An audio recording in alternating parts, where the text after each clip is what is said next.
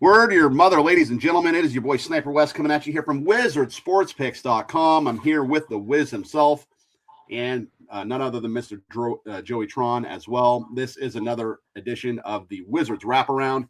It is a daily show here at Wizard Sports Picks in which we break down everything happening for the day, for the week, for the month, anything big that may have happened the night prior, which there was something very big that happened last night in Michigan cutting down the Nets. They got it done. First time a Big Ten team has won the championship since 2000 when Tom Izzo won with Michigan State. Obviously, UConn they covered, right? They kind of got the back door there. It was, I had Michigan as a free play that I gave out on a couple videos. I know, Tron, you had the under last night, yep, right? I had the under for a premium pick. Yeah, so, that actually cashed with ease there. It was kind of funny, Wiz, and I'm sure you'll touch on this, but the Huskies, I kind of said that if the Huskies were going to win the game outright, they were going to have to shoot threes and make their threes. And they went 9 of 33 from downtown, 27%. So that just wasn't going to cut it. What's funny, though, Wiz, is the Wolverines, man, they couldn't hit water if they fell out of a boat. They couldn't hit a three if their life depended on it. They were 2 of 13 from downtown, 15%, and they still won the game and almost covered the game. So just kind of wanted, I know you're a college basketball savant, and I just wanted to have you on today on the show to get your thoughts on the championship game last night and just to kind of talk about the college basketball landscape moving forward. But where'd you watch the game? Just at home? Yeah, I decided that I would just come home with my son and watch, in the house. Our tickets weren't very good, and it was we just wanted to get home a day early. My son had taken care of everything he needed to, and so we just watched it together. Nice. What were your thoughts, or what were some of his thoughts? I'd be interested to hear some of his thoughts on the game as well. Well, we talked about it at length. I mean, we talked about it prior to the game on the plane. But we both said after the game that this game, more than any other game, showed you how good Michigan really is. And that may seem a little bit strange because they've been scoring 80, 90 points and running through teams. We saw them demolish Arizona on Saturday. But for them to beat UConn with the night they had is ridiculous, and even almost cover the spread. They shot 38.2% field goal percentage, 13.3% from the three. They were out-rebounded 43-36, but offensive rebounds, Michigan got crushed. UConn had 20 offensive rebounds to Michigan's 10. Now think about that. Michigan is the tallest front court in the country, and they were getting out-rebounded with Caravan crashing to the glass, Mullins crashing to the glass, the guards crashing to the glass. That was unbelievable. Then points off turnovers. They had 4. UConn had 10. Yaxel played 36 minutes on 1.5 legs. He only scored 13 points, but you could see he had no lift when he was trying to shoot threes. One of them was basically, 2 of them almost, one was an air ball, one hardly hit the rim. Mara, who was a beast against Arizona, if you add his points and assists and rebounds, it was almost 30. He had 4 rebounds and 8 points. You look at the stats, if you just said this is what the stats are going to be prior to the game, you would have never, ever in a million years think they would win the national championship, let alone by 6 points. Yeah. What UConn didn't do was they didn't make shots. They were 30.9% field goal percentage. They were better than Michigan shooting threes. They were 27.3%. The difference, though, lied in this: free throws. So the first half, they were really outplaying Michigan, but still down 4 at halftime. And they were in foul trouble early. Their guard, Silas Demery, picked up 2, Solo Ball picked up 2. They couldn't get the guard play working as well as they would like to, which makes Alex Caravan's performance worldly, because he did everything possible, including crashing the glass on rebounds and actually trying to score, driving to the basket over the trees, which he did successfully. But the game was won on the free throw line, and UConn's lack of ability scoring points. They took 28 foul shots to UConn's 16. They made 25, almost 90% from the line. Yeah. So if you extrapolate that, that's 13 more points that Michigan gained from the line. So UConn had this game. If they played this game 10 times and Michigan had the stats they put up 10 times, UConn wins the game 7 times. Yeah. It just happened on this night that I think Elliot Cadeau was tremendous. He had 2 fouls. He had to sit in the first half. He scored 19 points. Yeah. Now, this game to me just showed you how great Michigan is. It's Michigan and everyone else, because they could play this bad, and boy, do they play bad, and still win by 6. That's really the story.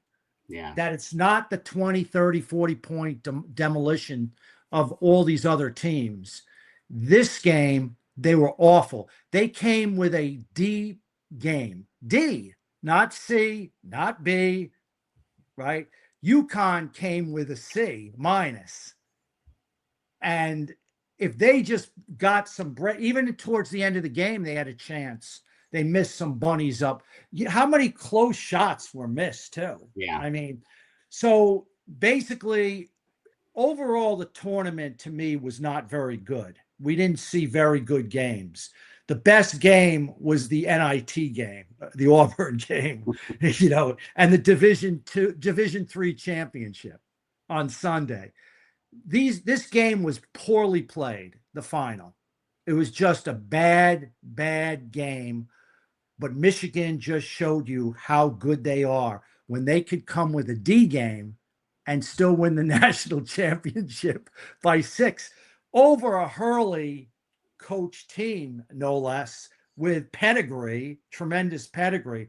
And I have to give hats off to Dusty May to have put this team together of all transfers and get them to be one of the best college basketball teams, their body of work we've ever seen. And yesterday's D game showed you how good they really are.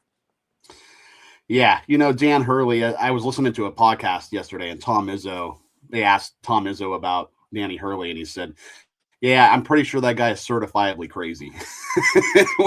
It's funny, man. You watch him in his reactions on the, it's just funny, man. He does look like his eyes are going to pop out of his head. It's pretty entertaining to watch. But yeah, Yaxel, as you said, he was on 1.5 legs. He went 0 of 5 from downtown. 13 points he still put in though on 1.5 legs. But yeah, Cadeau went 1 of 4 from 3. McKinney 1 of 4 from 3. Burnett 0 for 2. So yeah, man. I mean, if they even, they cover this game, they went 2 for 15, 13% from 3-point range. If just, one more of those go in, they win by 9. Who knows how the game plays out after that. But if they would have just shot decent from 3, they cover this game. So, but good job, Tron, on the under on that. You have any thoughts on the game, Joey? I don't want to completely say what was said, but I expected a better game. I don't know. I just felt more shots would have been made. I know I took the under, but I did not suspect both teams to be that weak from 3-point. Similar to what was said, free throws made the biggest difference. Michigan doesn't make that many free throws. It could have been a totally different game. But overall, I thought the tournament as a whole was good. You had some good games in the first 2 rounds, but after that, I felt like the level of competition just really took off, and your teams that were supposed to win, they covered and moved on. Yeah. It was really favorite city. If you remember, the first 2 rounds was all the favorites were covering, and there weren't very many close games. I remember that Kentucky game. They hit that 3 and went to overtime and then won. That was in round 1. I forget who that was against. Santa Clara. Yeah. Mhm. So, but yeah, it was kind of a boring tournament. Not much madness really going on, other than UConn and Illinois. That was quite thrilling and electrifying. But other than that, maybe next year we'll get a lot of Cinderella stories and we'll see what happens. But speaking of next year, obviously, so North Carolina. So they went out, they got their man, they got Michael Malone. I guess it's sort of sent shockwaves through Indianapolis yesterday because obviously everybody was still there. Half the college basketball world was still in Indianapolis yesterday. Obviously, Tommy Lloyd, he got his extension at Arizona. Billy Donovan was a no-go. And apparently they've been working on this deal, Wiz, for a couple weeks, and they just kept it super on the down low. But UNC, they get an elite NBA basketball coach. He's won a championship with the Denver Nuggets. He does have a daughter that plays volleyball at UNC, so that kind of made sense that he would go there, I guess. But he's high energy. It's a home run hire, great game preparation, good on player development now. So he's going to have to recruit now, Wiz. So this is the new college basketball landscape, NIL, the portal. He's going to have to rebuild this roster, and it's a lot different than the NBA managing college players as opposed to NBA players. But what are your thoughts on the road in front of Michael Malone and NIL and the portal and all that stuff in general? Well, it's an interesting hire because the way the landscape of college basketball has become, it's almost more like an NBA game. It's getting closer to that than it was the old college game where you had players 4 years of development. You didn't have them new players moving in and out, European players coming in, like it fits into his wheelhouse more than any other year, like the way it is now. But he's going to have to surround himself with coaches that are really great navigators of the portal. He obviously wanted to make sure that when he took the job, that not only was he going to get paid, but how much money is there in the collective, in their NIL pot to go after the high-end players. The Cinderella story is over. It's done because money talks, and these players, like this morning, the portal opened. Within a half an hour, 1,000 names were entered in the portal. Wow. The portal is only lasting 2 weeks as opposed to longer in the prior couple of years. So for these coaches, it's almost like speed dating. It's speed dating. It's like, who could get the roost? Who could get the golden gooses, at the right price? And how much money do they have to use for these premier players? So teams like, I'm just throwing out figures of these major schools. You're talking about a collective or an NIL pot for some of these big schools, 10 million to 20 million, and maybe even more. How does a Cinderella school, how does a small school like Merrimack or Towson or any of these, I can rattle off 50 schools, 75 schools that are lucky to have 500,000, right? Competing with all those other schools with millions. So the coach in North Carolina made his decision based on his contract, what's coming into his pocket, but more importantly, how much is he getting to go out and bring in these high-end players. It's an NBA game now because to think about how many players this year are potential NBA first round picks, many freshmen, several freshmen, right? And, now look at Illinois. Most of their team is from Europe. So now there's like you may be a freshman, a sophomore at Illinois, but you've been playing pro ball overseas and you're 23, 24 years old. More like an NBA game. They hired an NBA type coach. So with big money and surrounding him with the right staff, I think that he will get the job done. But he's competing with other big schools for big money as well, who have big money as well. By the time the portal is over in 2 weeks, there'll be 4,000 names in there. so, Cinderella, goodbye. No go. Maybe win a game or two at most, but it'll always be the Sweet 16, Elite Eight, the big schools. Yeah, I'm looking right now. There's currently 3,632 students in the portal right now. Well, okay. Do you know it was 1,000 at 9:30 in the morning?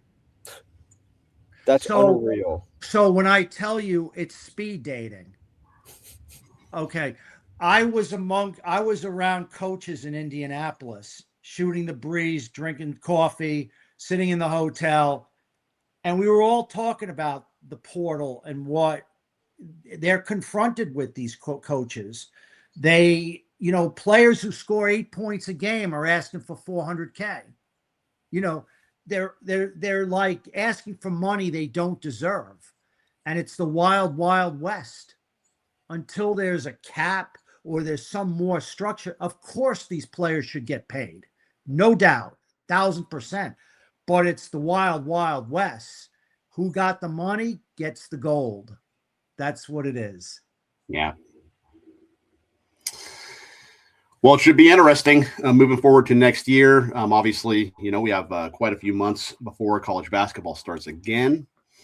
But yeah, Wiz, so wanted to thank you for coming on. We wanted to hit on some other sports, so I don't know if you want to hang around here. We're going to be talking some golf and some WNBA and maybe some baseball and NBA. Not sure what you have going on. No, I'm going to cut out. But before I cut out, I just want to give people gambling advice for next season. Okay. Is if you bet games the first 2 months of the season, seriously, I'll be your bookmaker. I'm happy to cash in and take your money. Because you have to have rocks in your head to think that you can new players. You're talking about teams that have 8 to 10 new players. Where's the chemistry that's being developed in the first month or two, right? Like, there's no way a handicapper should think they're smart enough to do well picking college basketball games the first few weeks of the season. It's totally stupid. It's stupid. It's a con job to your customers because it's impossible to really know how these teams are going.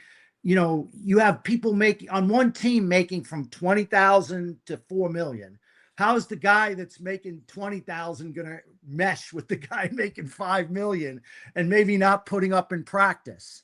So my advice is I don't even know what to say to any of you, not just you two, but any handicapper that professes to give the game of the year in November in a college basketball game, right? It's ridiculous.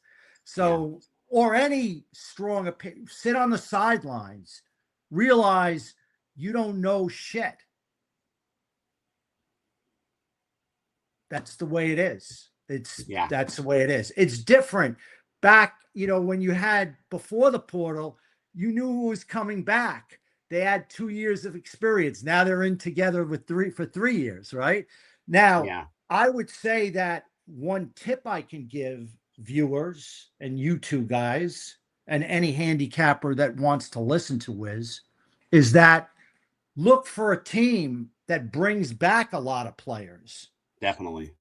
That bring back, there's a cohesiveness. St. Louis did it, Dayton did it. There's a bunch of teams where there wasn't as much turnover. Focus a little bit on those teams because and then who goes to Europe and plays in the summer ball together? And what did they do together? So there are some angles, but most of the handicappers are not smart enough to be able to dig into those angles and really understand, that there is a strategy to go small early, but to go in and profess yourself as a professional college basketball handicapper the day the season opens is pure bullshit. Yeah. I'm being kind. Yeah, no, I hear you. No, you shoot straight, man. You tell us how it is. So it's, I know a lot of cappers that won't even go in until conference play starts or maybe even conference tournaments. Like they just sit on the sideline and wait it out, which is not a bad idea at all. And yeah, look for those junior and senior laden teams. That's definitely a good tip for sure. If you are going to go in early, that's definitely probably the direction you want to go. So, right. So that's just a good tip that I'm giving you guys. There you go. A tip from the Wiz himself. All right, Wiz, sounds good. Thank you for joining the show today, and we will see you next time. Take care. Bye-bye. All right, bye-bye. See you, Wiz. All right, so there he goes. That is the Wiz right there, and giving you some college basketball tips for next year. So, Joe, we've got a lot of stuff we want to talk about, and I know we only have about maybe 10 more minutes max on the show today, but that's cool. We can kind of hit – let me see what we got here. Why don't we actually hit a little bit of golf right now, okay? So we have the Masters. It's Tuesday. Obviously, the Masters is going to tee off here on Thursday. And lo and behold, Scotty Scheffler is the clear favorite, obviously. He's plus 490, plus 500 at most books. Rory McIlroy, he sits 4 back at 12-1. I know you have a couple free plays here in the Masters, but I kind of just, before you get the free plays out, I pulled up some other odds here, just looking at Bet Online. And I didn't even know you could do this, but if you go to Bet Online, they have you can actually choose. The bet is called 2 chances to win. Are you familiar with that, Joey? Mm-hmm. Yeah. And you can pick so the 2 chances to win. Basically, you can choose 2 golfers, right, to win the tournament. And obviously, it reduces the juice you're going to win. Like you can get Scotty Scheffler 6-1 right now at Bet Online, but you can get the John Rahm Scotty Scheffler combo for plus 350, or the Scotty Scheffler Bryson DeChambeau combo for plus 375. So, that's kind of a good way to get some. You still get your plus money, and you have 2 chances to win. So it's pretty interesting. But I didn't even know you could do that. I'm obviously not the biggest golf handicapper. We do have some fantastic golf handicappers over at the website, and we will have golf up on the website very soon, along with soccer, NASCAR, some other sports as well. UFC. So that's all coming very, very soon. But yeah, what are your thoughts on the Masters, Joey? I know you have a couple free plays. Why don't we throw those out right now? Yeah. So first quick thoughts about the Masters. Definitely very excited for it. And my overall opinion, once the Masters come around, it's that kind of the season where spring is here, summer is coming. So outdoors, enjoy it. But 2 plays I have, I'm looking at Ludwig Aberg top 5, which I found at plus 320. He came in 7th here last year, and he came in 2nd the year before that, which was his first ever time playing at Augusta National. He's gaining approximately 2.88 strokes gained per round here at Augusta, which is absolutely insane for someone who's only played here 2 rounds. Strokes putting as well is pretty strong here at 1.45 strokes gains per round. Augusta is a very tough putting course, so going in with a putting advantage is always huge here. He ranks 2nd on the tour in proximity to hole and 7th from proximity at 200 yards out. He needs a very strong front 9 here because he struggled on the back historically. But I think at almost 3-1 here for Ludwig Aberg, a golfer who's shown great consistency at Augusta National, this is a great pick in my opinion. And the next one I'm looking at here is Patrick Reed, top 10, which I found at plus 300. I know a lot of people don't like Patrick Reed, but I'm a man of value, and this play is value to me. He's come top 10 in 2 of the last 3 Masters and 5 of the last 8, including a win back in 2018. He has a 1.48 strokes gained at Augusta. He's strong around the green with approach and putting, but he's not on the PGA Tour right now. He was playing in the LIV last season. He was actually one of the first golfers to leave the PGA to go to LIV. but he's done with LIV. He has to sit out one full season, but he is able to play in these type of tournaments, the invitational type of ones. But he's been playing on the DP World Tour in the offseason, and he is absolutely crushing it right now. He has 2 wins already. He ranks first in DP in strokes gained tee to green, second in strokes gained approach, and fourth in scrambling, and fifth in greens in regulation. I think Patrick Reed's going to have an amazing Masters, and he's going to show the PGA why they're welcoming him back with open arms. Yeah, plus 4,000 actually to win the tournament outright as well. So yeah, there's Sprinkle, probably definitely that's amazing. Yeah, a little bit of sprinkle there for sure. Yeah, so you were talking about LIV or live, as they call it, Joey. And as you know, I'm not the biggest golf bettor or really even follow golf all that much. But so what's the deal with live? It's instead of it's basically you only play for 3 days instead of 4, right? They changed that. It was always 3. Now this season it's 4, and it's team play and individual play, whereas PGA is all just individual. So you can have a team winner and then a individual winner. Okay. Is live, because I'll see on I'll be at a restaurant or something or a sports bar and I'll see these tournaments and they have them indoors. Is that part of live or is that something? No, that's probably TGL. Okay. So there's another league now. Yep. TGL is that's on ESPN Plus. That's the league that Rory McIlroy and Tiger Woods own. And it's sim golf, and it's I think 6 teams, and it's with professionals. It's like Justin Rose is on it, Rory McIlroy plays, a couple others are on it as well. But it's more or less for the off season, and it's pretty cool. I like it, but it's not real. You're hitting into a screen, so that's just how I feel about it. Yeah, it's like a simulator. I get it. Well, it looks like Tiger Woods will not be making an appearance. Actually, I heard that because Phil Mickelson's not going to be here either this time. Nope. And I think they said it's the first time that Tiger or Phil will not be at the Masters since something like 2005 or 2004, something crazy like that. So, times are changing for sure with golf. As it relates to Tiger, like everybody always say, oh, why doesn't he have a driver? I don't understand. The guy's a billionaire. Why doesn't he hire a driver?